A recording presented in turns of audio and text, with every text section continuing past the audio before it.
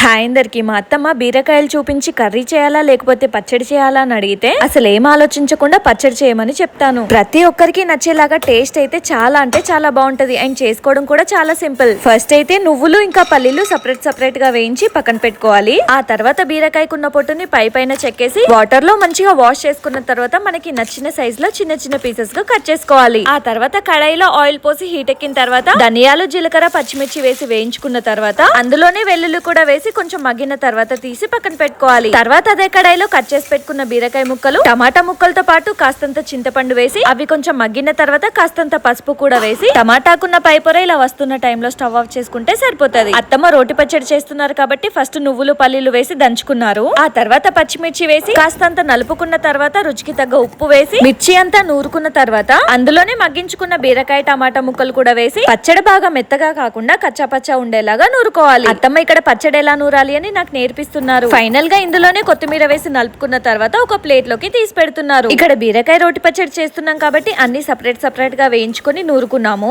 ఒకవేళ మిక్సీలో పట్టాలనుకుంటే అన్ని కలిపి ఒకేసారి మిక్సీ పట్టేసుకొని తర్వాత పచ్చడిని తాలింపు పెట్టేసుకోవచ్చు. వేడి వేడి అన్నంలో బీరకాయ పచ్చడి కలుపుకొని తింటుంటే ఇంకొక 4 ముద్దలు ఎక్కువ తినాలనిపిస్తుంది. టేస్ట్ అయితే అంత మంచిగా ఉంటది. ఇంకొక బెస్ట్ రెసిపీతో మళ్ళీ కలుద్దాం మరి. Thank you.